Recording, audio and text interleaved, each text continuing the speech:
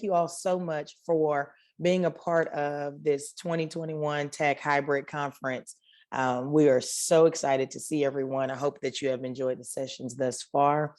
I am extremely excited about this particular breakout session with someone who is not a stranger to tech by any stretch of the imagination. I look forward to really diving into this topic of real strategies for business growth. I have my phone here to take my notes as well. So if you are ready to take your business to the next level, we're going to discuss some business strategies with a tax banking partner, Regions Bank, with the infamous TAAACC Sanders. I'm going to let you take it away, sir, and we're going to get this thing started. Thank you, my friend. I really appreciate the opportunity to be with you. And I appreciate that beautiful welcome. Again, my name is TAAACC Sanders, and we're going to talk about real strategies for growth today. And I'm going to share my screen if you don't mind. Just a little bit about me. So put it in context. I've been working in this industry for almost 32 years, over 32 years actually. And I started at Bank of America, then on to US Bank, and then most recently, the last 17 years has been with Regions Bank, where I've served as various roles in business banking executive. I've headed up government institutional banking, as well as I've run our SBA department, and most recently the market president for Dallas, and I run a group of commercial lenders here. So that's kind of my lineage around it. So in all those jobs, you know, seeing companies grow has been something that's been near and dear to my heart, as well as from the perspective of giving somebody some fortitude and thought around it. So, you know, there's the first thing that people think about with growth, you think about access to capital. But when you think about access to capital, it comes in more than one particular area. And guys, feel free to interrupt me, raise your hand. Guys, just Christian, you know, if I'm not seeing a raised hand, interrupt, okay? Because I want to make sure I'm answering questions. You know, access to capital, when you think about it, it's the lifeblood of how you grow, right? And those capital forms come in several different areas, retained earnings. And what I mean by that, retained earnings, at the end of the year, any money or profits that you've made, retaining them in the company is going to give you the strength to grow and the capital you need to be there. Now, along with that, with retained earnings and playing that goal and truly being a growth company, it's all got to be about the long game. You know, a lot of times we have people that are enamored with the short hit, and they want to get there to 0 to 100 in 3 seconds. And that's not true when you think about a growth strategy. Our growth strategy is one that's littered with milestones, as well as it's going to happen over time. And that long game is going to be a key component. And when you think about retained earnings, you have to have a long game mindset, right? So that means you as the owner is going to have to really, what's the word I'm looking for? Deny yourself of some of the profits that you've earned to keep it in the company to fuel that growth. So that's one piece. The other, access to capital, is going to be angel and family investors. Everybody knows that. The family side of that can be contentious. We've been the recipient of those, as well as been the person who hasn't gotten paid back because the business is there. And, you know, I would say this: if you're borrowing from family, the second half of that component, it needs to be as contractual as it would be if you're doing it with the bank. Because TAAACC, yes. really quick, I'm sorry. It's not going through the slides with you. Oh, it's not pulling through? Mm-mm. Okay, what do you see now? I still see my bio? No, it's still on I still show the first page. Which is, what does it say? The real strategies for growth. Okay, hold on real quick. How about now? Yeah. Okay, I apologize for that. Okay. As you think about, you know, as a family investors, having a contractual agreements on how that capital to be repaid, or how it's to be deployed, or what type of ownership is going to be in place is going to be key.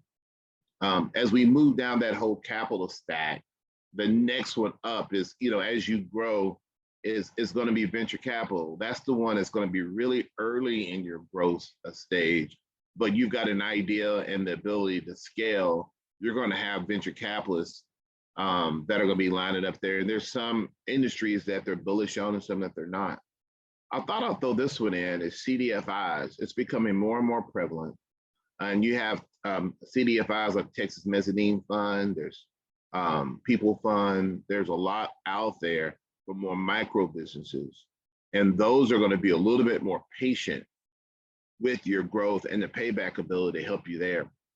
So this is kind of early on, as you're that $1 million, $2 million company and that type of stuff, it's going to be a situation where, you've got CDFIs going to be a little bit more patient than venture capital and angel and family investment.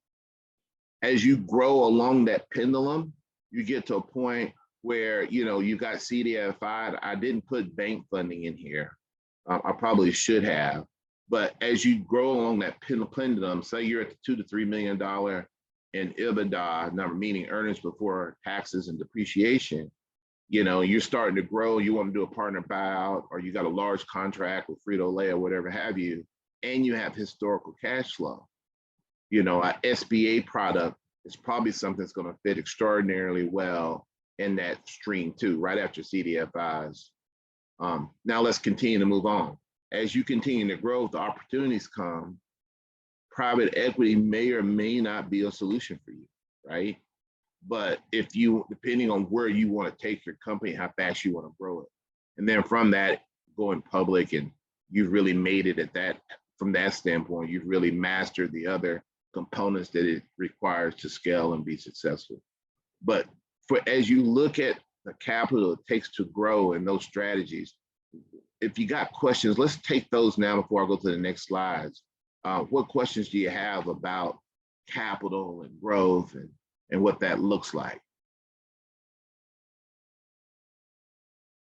And if you don't, that's okay. We can continue to move on. Okay. As you move on in the slide presentation, we can come back to capital at any point. We got to talk about infrastructure. Infrastructure is such a key component. A lot of times it's forgotten. So many times I've seen companies get the contract with Frito-Lay, get the contract with TI or Hewlett Packard or Apple, but they don't have the infrastructure in place to sustain it long term. And infrastructure takes on so many different components. It's your management team, it's your technology, which is so key to scaling. It's the culture. Your culture's got to be scalable, as well as your strategy's got to be scalable. So let's take a couple of these. I'm gonna pick culture. I happen to love to smoke cigars. It's a pastime of mine that I absolutely love to do. I've got a great cigar shop that I have, and he does extraordinarily well. What makes that cigar shop in itself so successful is the owner is so charismatic. He knows everybody that comes in there, and he's got his cigars at a great break point. And he's got a club by which you can join, and the more cigars you buy, the more discounts you have. Now, here's the thing that's not scalable around what he's doing in the cigar business. You can't scale himself. The owner, which his name is Larry, is such a charismatic person. It's hard to take that and scale that to location 2, 3, and 4, right? It's hard to scale that type of personality. However, his technology is scalable. The way he buys the supplies is scalable. But really what makes that shop go is him. And we see that a lot in our communities. We try to go, I'll take a prime example. I'm pretty sure a lot of you have seen Sweetie Pies, right? On TV. In St. Louis, it worked, right? The owner was there, her son was there. It worked really well. They did a second location there. It worked well, but it wasn't as charismatic as the first one. Then they moved to LA and then to Houston, and subsequently out of business because, guys, what's happening is that ability to scale is difficult. And the personality and the energy at the original Sweetie Pies is very different to duplicate other areas. So as we talk about growing businesses, we have to have a culture that is portable. It's got to be something that can be done over and over and over again. I'll tell you a culture that's very portable. If you look at Chick-fil-A, all of us have been there. It is probably the most portable culture you ever want to see. They're always, thank you, it's my pleasure. They're so accurate with their menus. That thing is portable, right? They've got buying power on all those components. If we truly want to grow, our infrastructure has to be one that is actually portable, that we can duplicate over and over and over again. Okay. And hopefully you guys understand that. And that's something that you can grasp. As you think about technology, technology is such a key part of what we do every day. The understanding of it is there. So let's speak about technology. I was talking to my team the other day. I think the subject is apropos for this group as well. So Charles, I was talking to him and I said, we're talking about the accounting business. I said, okay, everybody needs accountants, right? And I asked the team, I said, how much of that is repetitive? And they thought about it for a second. They thought it was a trick question. And quite frankly, Christian, it wasn't a trick question. They thought about it for a second. They said, Ty, all of it? I go, absolutely. The closing of the month end, accounts receivables, accounts payable, all those things are repetitive. When you have something that's repetitive with very little variation, what happens to it? Technology. That means technology can do it. What's happening over time is happening right in front of our eyes. Accounting is becoming very much a technology function. Accountants have to understand debits and credits. They have to understand all the intricacies of GAAP, but the repetition of it can be duplicated and done with technology. And that's scalable. Now, where is the future of accounting? Well, the future of accounting is in the consulting. The future of accounting is setting up the accounting systems. The future of accounting is interpreting the numbers. The future of accounting is giving KPIs to the business owners so they understand how to make their business more efficient. Technology is coming, guys. It is here. Look at us today. I mean, we can talk to each one of us via video conference, and we're not as efficient as being present. I would love to see you and press the flesh and feel your energy, but the message can be duplicated and be shared among a huge broad base. So infrastructure, as we reference it back to grow, and all the things associated with that's going to be key. We talked about two of them, technology as well as culture. Let's hit on one other as we speak about management teams. One of the things, I'll give you an example of a business that I bank. It's called Ideal Public Schools. I've been banking Ideal Public Schools, my company has, for a long time. And they have had tremendous success in graduating students and bringing on teachers. And I said, well, what's the secret sauce? Every year, they have 50 to 60 people in their principal training program. And those principals go through a whole rigorous training component. They become assistant principals. They go back in the classroom. They lead all aspects of the school.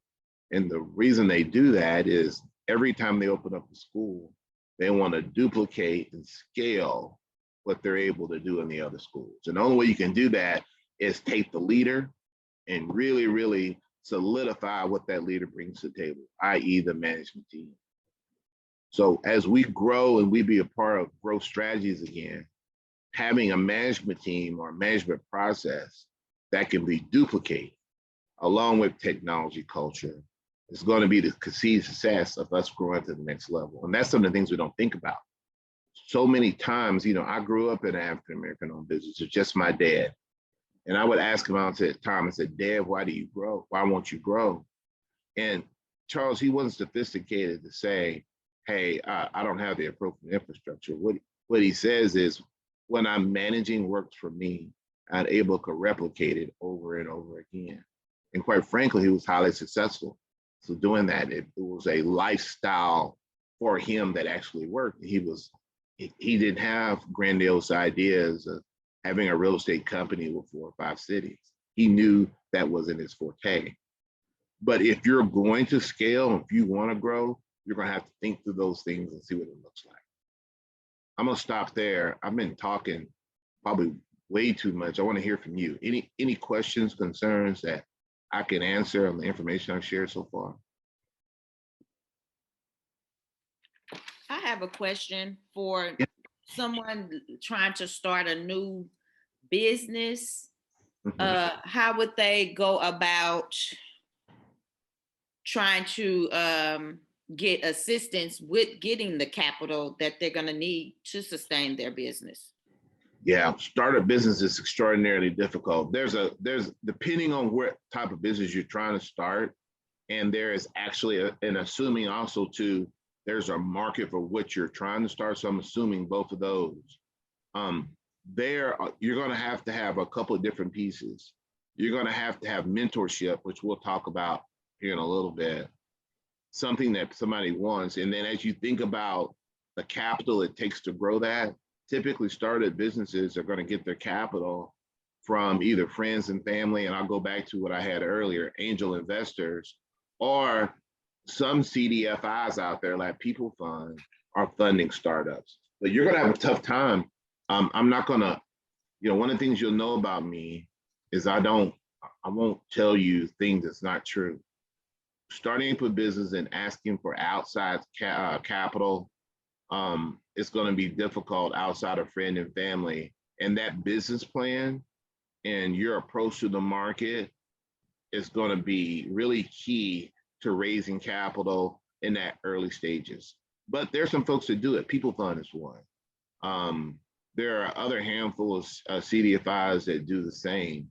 But quite frankly, 7 out of 10 businesses fail. So a lot of folks who loan money don't get into that business because nobody wants to lose money. Right. Thank you. You bet. Mr. Sanders. Yes, sir.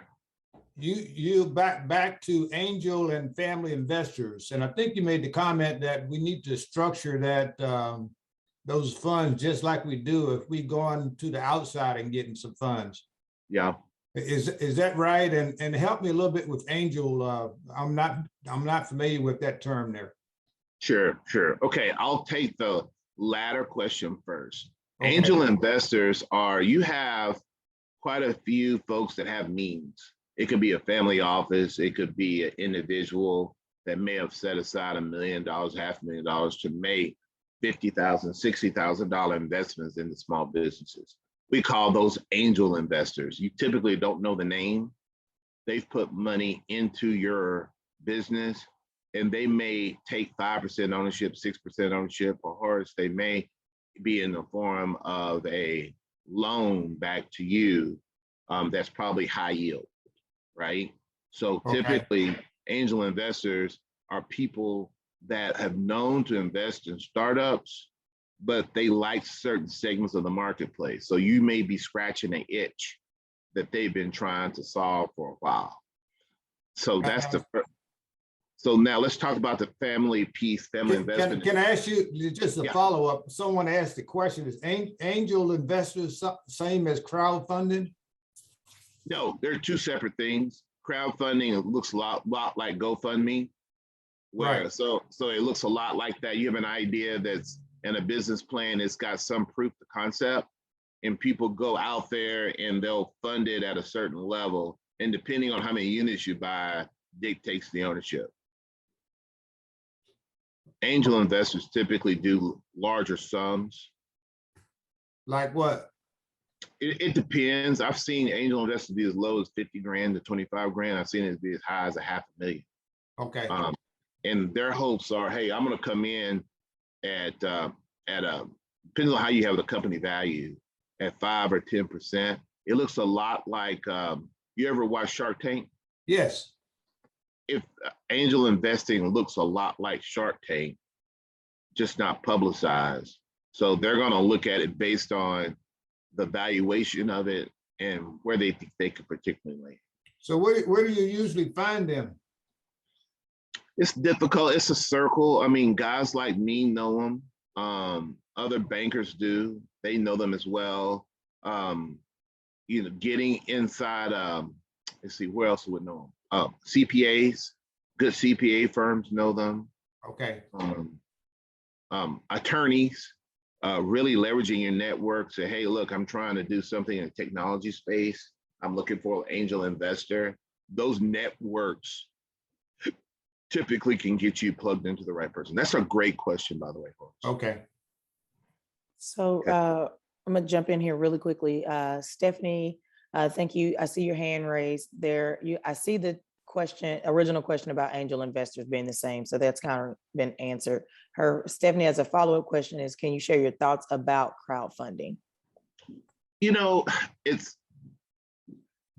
Yes, crowdfunding serves a meaningful gap in the marketplace. Whether I agree with it or not, nobody really cares, right? But if you're going to go to crowdfunding, you really have to have a very structured plan on how you're going to deliver, because you have a lot of micro investors here. And a lot of times we have micro investors, they may not be as business savvy, and they're going to have unreasonable terms. They're going to expect a return quicker than what the business may allow. So if you're going to go into crowdfunding, you got to be real specific about what your returns are going to be and the timeframes associated with it, so you can manage the expectations of your investors. But I tend to not want to, if you're rational and you're doing business with irrational, that equation doesn't balance. Okay. And sometimes crowd investors aren't rational. So you put that together, it's a recipe for disaster. So if you do crowdfunding, be real clean about what that looks like, expectations, business plans, returns, all those components. Good question. Really good question. I want to take Horace's first part of his question, Christian, if you don't mind. He spoke about family investors and why that needs to look like outside. Because what happens is, with family, we love them so. They're doing it because they love you, not because there's a good idea there. A lot of times they're leading with their hearts. So a lot of times we lead with the heart. So let's pretend Christian has a great idea and I love me some Christian. I want to give Christian $500,000. I love me some Christian. I love the type of person she is. But all of a sudden I see Christian having bad business practices. We didn't outline what the return requirements are. And the business side of me says, ooh, I need to step in with Christian, but I don't want to mess up my relationship with my niece, right? Because I love her daddy and I love my niece. I don't want to mess up that relationship. It makes it difficult. Now, here's the other thing, Charles. I got a wife over here saying, you just loaned Christian $500,000. And why did you do that? And it's not going, and you got that in your ear, or you have another family member in your ear. It makes it kind of like intense place at Thanksgiving, right? So if you don't, so now let's back up, let's rewind. Still love me some Christian, gonna give me $500,000, but here's what that looked like. Hey Christian, I'm gonna give you $500,000. I love you, baby, but look here, I'm expecting this type of return on equity. I'm looking at this type of debt service coverage. I need it paid back within 5 years. If you don't pay it back, you've given me, your firstborn as collateral, or your bicycle, or whatever it is as collateral. You don't do that, I'm going to exercise it. I need you and everybody to know that this is, as Charles, I don't know if you remember that movie ATL, Big Boy said, this is grown folk business, right? Yes, we got to understand what we're doing here is grown folk business, and you're doing that. That's what I mean by that. Typically, when I've seen that with family investors, you outline it well, there's no misunderstanding. Horace, it tends to land better. Thank you. Okay. Any other questions before I move on? Tyrus, you did mention and talk about angel investors, but kind of talk about, I put a question in the chat, talk about the voracious nature of angel investors. how they will step in when it looks like returns aren't coming like expected or like projected, and how that might jeopardize the business owner's position in their own company. It's happened many, many times. You know, angel investor is such an oxymoron. Actually, Right, right. it's an oxymoron. It'll look a lot like what I described in that contract between Christian and I. And not only because they've got so much money invested, they will push you to the side completely and take it over and your idea. I've seen it with restaurants before, right? Specifically barbecue restaurants where somebody that looks like you and I started, angel investor comes in, understands it. You can't make those astronomical payments. Now it's theirs and the recipe's theirs too. And you know, you see different types of things that come up, right? So angel investing, you really got to know what you're doing. You got to pick well the investor, and then you have to have a real understanding of deliverables. Because if you're not there, Charles is right. There's no question that they will step in the gap and take it completely over. Yeah. Yeah, absolutely. Is there any other questions that I missed in the chat, Christian? No, we've gotten to all of them in the chat. I'm looking forward to, I know you think that's where you're going next about mentorship. I really want us to have a moment to be able to dive into that, because I think that that's key. Yeah.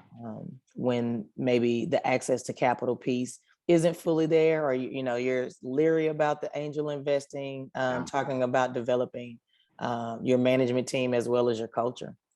Yeah.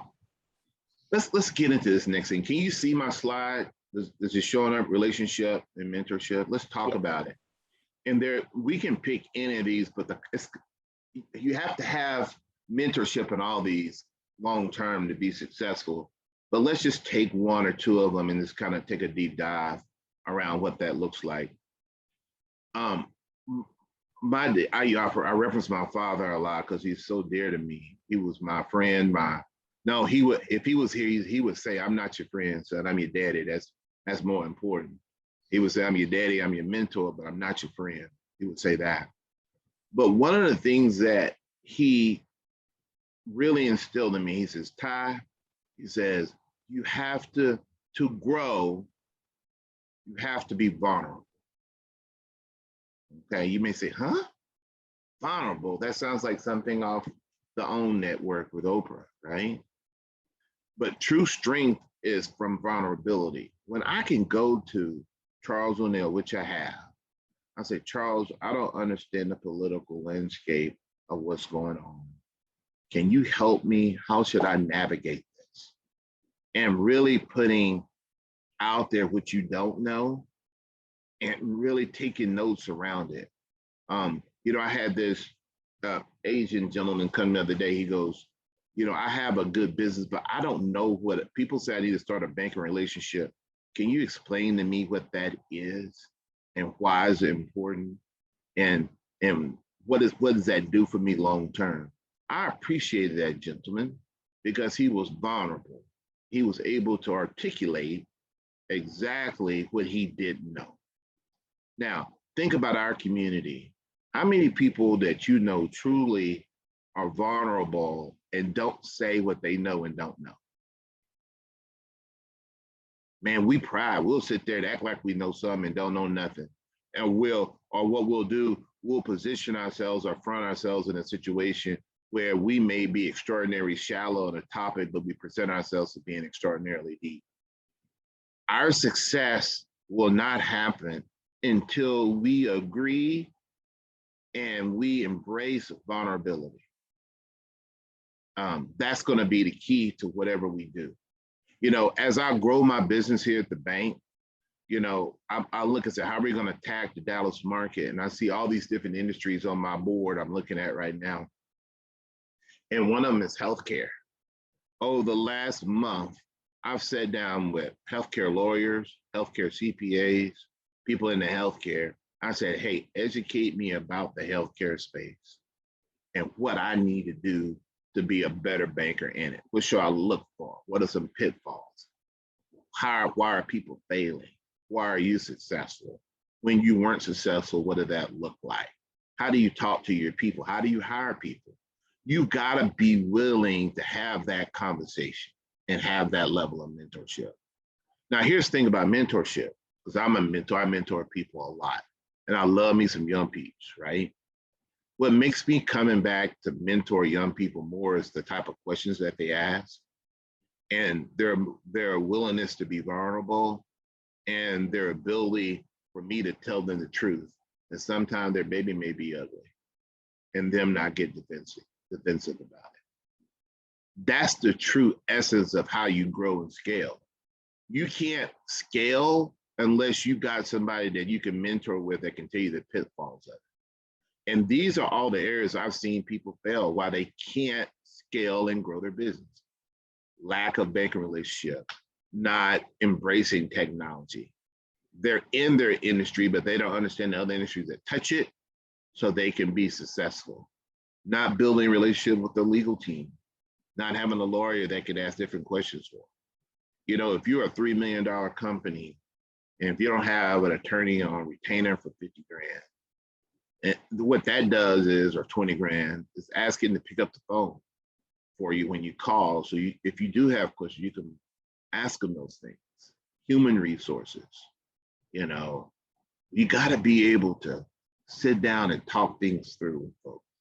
You know, a lot of times we're so busy working in our business, we have to slow down enough to work on our business and really embrace the mentorship. I'm going to stop there because I know we're getting close to the end. 11:15 is our number. We've got 13 minutes, but let's take some questions there before we go deeper in the presentation. A couple of things I want to hit on. What questions you have about mentorship, relationships, and what that looks like? Hi, yes, this is Stephanie Herring. How are you doing today? Hey, Steph, how are you? I'm doing well. I have a quick question regarding banking relationships. And Yeah. so when you say banking relationships, so our company, we do have a bank account with the local bank here. And so when you say banking relationships, are you saying we need to go in and visit, build a rapport? What are you recommending in banking relationship? Where do you reside? What city? We're in Plano, Texas. Our company is in Plano, Texas. Okay. So what that is, I don't know who your bank is. This is call it Bank X. You may have opened up your account with the local financial services rep there. What I mean by relationship is come in and say, hey, look, tell me how you go about getting additional capital. Tell me about how your bank works. So one of the things that you have to do before you can ask for money is get an understanding of how their bank works. So that's the first part. Get an understanding before being understood. So sitting down with them and saying, hey, tell me about your bank. How many small businesses do you have that you currently bank now? Who handles that business? So when I get to $100,000 in annual sales, who's going to be my point person? When I get to 4 million, 5 million, 10 million, who's my point person? Who are those folks and how does that handoff look? You know, as I ask for more money or do the requirements increase? What type of reporting do you want, right? You can't come ask somebody for money, giving them the reports that you want to give them. You got to give them the points that they're asking for, right? So getting that understanding of how they work first. And then secondly, here's the other piece. Once you understand how they work and you know the appropriate contact person is, invite them out to your place of business. Say, hey, look, I want you to come out and see how we do business. You know, we're producing widgets or this type of service. I want you to meet my team, how we're doing it. Here's how we make money. And ask them too. I don't know what industry it is. Say, look, if you know anybody who needs these services, you know, we take referrals, right? Yeah. And kind of building that going forth, back and forth. You know, your CPA too has to be in that mix as well. Hey, I have Regions Bank as a bank. My business is $1 million. I don't have a business bank or a commercial officer. I work through the branch. CPAs, there's certain things I need to be asking these guys right now.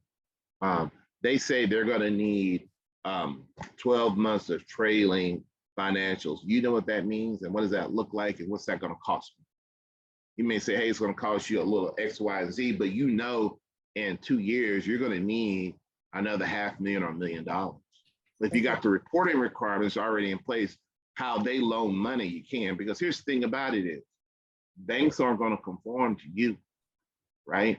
You're going to conform to what's it going to take to get the money out. They have the capital that you need. So figure out exactly what they're looking for, how they're looking to have it, and start building that rapport. Does that help? Yes, that was very helpful. Thank you. Yeah, it's a great question, Steph. And Aldo, may I ask what type of business you're in? Yes, we're in home care services. We provide personal care to patients, the elderly, disabled, veterans, rehab patients. Steph, your business, you're in a critical path. Your business is going to blow up, right? You know, you're Yes. only, you know, here's what I learned about your space. You're limited to the number of people that you can hire, right? Yeah. Retaining those people that can provide those services is key. That turnover is high. They're leaving you for $1 Yeah. or not. Mhm. And then also too, from a government compliance perspective, you're probably having to report that through some type of portal to let them know what you're doing. So those are the things that you have. So you can tell, me being a banker, I bank people like you. You need to have somebody that knows what they're doing when they talk to you, right? Yes. Being understanding versus being understood. That's good. That's the key. Okay. Thank you so much. I appreciate your knowledge and your information you just shared. Yeah. Anything else before I go to this last slide? I want to be respectful of time. I'm like Christian. She's all about time. I don't want to be on the bad side. Tyrus, I know you and I have talked to just kind of address, if you will, the relative unlikelihood of growing to scale, growing your business organically, one customer at a time, and how you must prepare yourself for acquiring another business or even being acquired by another business, if that is the trajectory that you're really on, and how important it is that you gotta have scale if you're really going to be competitive in this economy. Yeah. Yeah, Charles. You know, he's hit on a couple pieces. I'm gonna try to break it into smaller pieces and give my comments on it. You know, when you first start out, everything's gonna be organic, right? It's really figuring out where you fit in the marketplace, and that gives you a chance to make a mistake or two and really carve out what your value statement is out there, right? You're able to carve it out and really figure it out. So that happens organically. You get that rhythm down of your brand and what you're trying to do.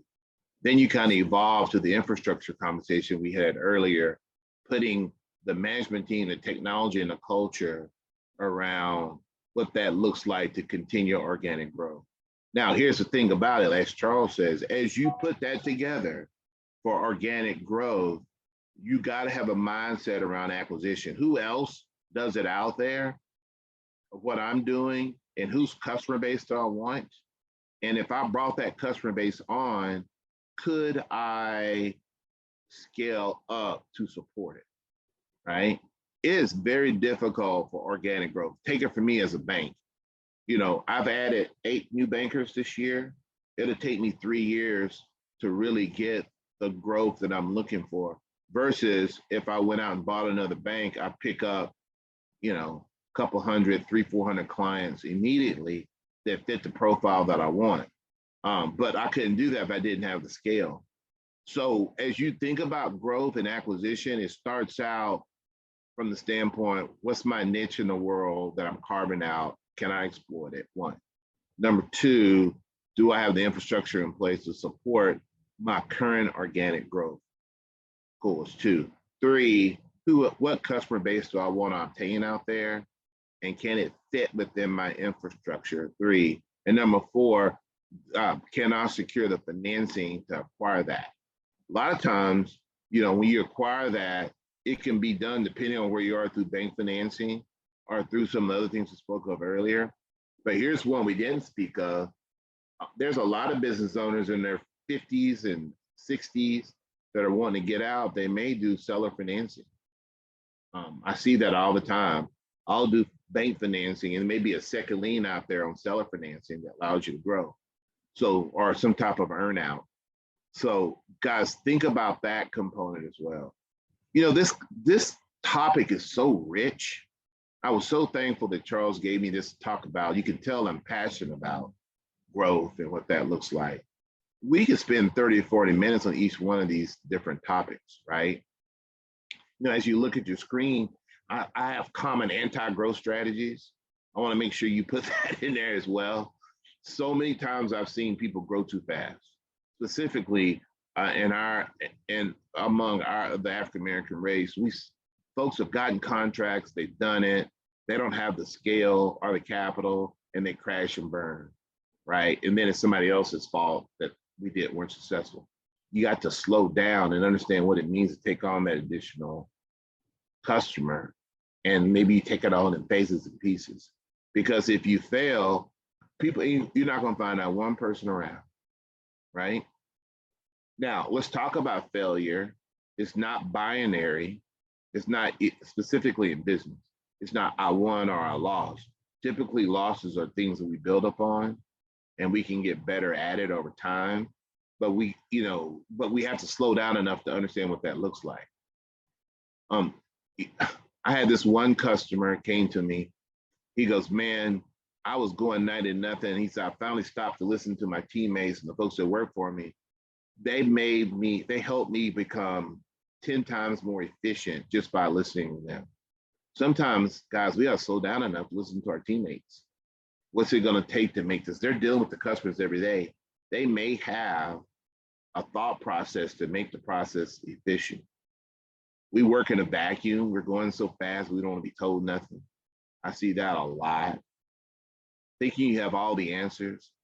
You know, true power and true intelligence is what questions you ask, not what answers you get.